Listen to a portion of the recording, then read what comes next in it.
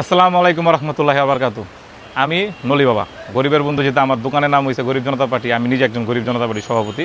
তো আজকে আমি একটা বিবৃতি দিতেছি বস, সেটা হচ্ছে কুরবানির বিষয়। কুরবানির বিষয় কি বিবৃতি? কুরবানির বিষয় বস, বিবৃতি হয়েছে গিয়ে কুরবানি তো আসলে আমাদের গরিবদের জন্য না। যদিও আমি হালকা গরিব, পুরা গরিব না, তারপর আগে আমাদের গরিবদের জন্য না। আমরা যারা গরিব সেকশনের লোক আছি এদের জন্য হচ্ছে রোজার ঈদ। এই যে আমরা আমোদ ফুর্তি করি, ঘুরি গাড়ি, এটা আমাদের জন্য ঠিক আছে। কুরবানি দিয়েছে মূলত বড়লোকদের। এরকম বড়লোকদের কুরবানি দে ভাই, যে যাদের মতো একটা রাজত্ব কায়েম করতে চায়, রাজত্ব দেখাতে চায়। কিরকম রাজত্ব দেখাতে চায়? ধরেন আমি রোজারি দিই থুয়া দিছি 10 লাখ টাকা, কুরবানি দিব। তো যে লোকে 10 লাখ টাকার গরু কিনবো কুরবানি দেয়, এর কিন্তু 20-30 লাখ টাকা জাকাত আইছে। আল্লাহ ভালো জানে জাকাত দিছে না দিছে। কিন্তু আমার মতে প্রতি বছর হয়তো বাংলাদেশে সর্বনিম্ন 1 কোটি গরু কুরবানি হয়, যার প্রায় ভ্যালু আছে 1000 কোটি টাকা। এই পরিমাণ টাকার জাকাতটা কত টাকা আইছিল রোজায়? ওই পরিপ্রেক্ষিতে কিন্তু জাকাতটা দেওয়া হয়েছিল রোজায়। হইতে পারে অনেকে দিছে, কিন্তু অনেকে মিস করছে। আর বড়লোকের পোলাপান কি করে জানেন ভাই? গরু কিনে এলাকাটা ঘুরায়, বুঝায় আমি একটা গরু কিনছি। বড়লোকের সবসময় মানে গরিব গোছ দেয় কি ভাই? 1 টুকরা করে গোছ দেয়।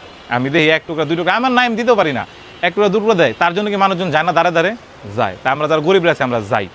কিন্তু এই সেম কাজটা যদি আমরা ঈদের সময় কিংবা রোজার সময় করি, যে জাকাতের টাকা আমরা এমনি দিব, 1000, 500, 100 করে দিব, আল্লাহর রহমতে যার লাগবে সে কিন্তু দরিদ্রভাবে যাইবো আমাদের কাছে, কিংবা যারা জাকাত দেয় এগুলো কাছে কিন্তু যাইবো। কিন্তু জাকাতটা কিন্তু আপনি প্রকাশও দিতে পারেন, গোপনও দিতে পারেন। কিন্তু আমার মতে জাকাতটা এবং কুরবানির মধ্যে করা উচিত, যে আমার মার্কেটের সামনে খাড়াইয়া আমি 100 করে 50 করে জাকাত দিমু, কইয়া দিমু যে জাকাত দিতেছি, তোমরা জাকাত লাগবো। যদি একটা লোক 1 টুকরা 2 টুকরা গোছের লেগে আপনার দরপ্রান্তে আসতে পারে, তাহলে 1000 টাকা জাকাতের লেগে, 100 টাকা জাকাতের লেগে আপনার দোকানের সামনে কিংবা মার্কেটের সামনে যাইতে পারে। এই কারণে গরিবের ঈদ কুরবানি না, আমি ঘোষণা করলাম গরিবের ঈদ হয়েছে রোজার ঈদ, আর বড়লোকের ঈদ হচ্ছে কুরবানির ঈদ। এটা একমাত্র বড়লোক এটার উপভোগ করতে পারে।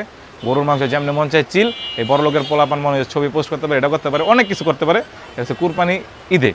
যারা কুরবানি দেয় এরা কিন্তু মোটামুটি কি নিজের অস্তিত্ব জানান দেয়, যে আমার আছে, আমি দিতাছি।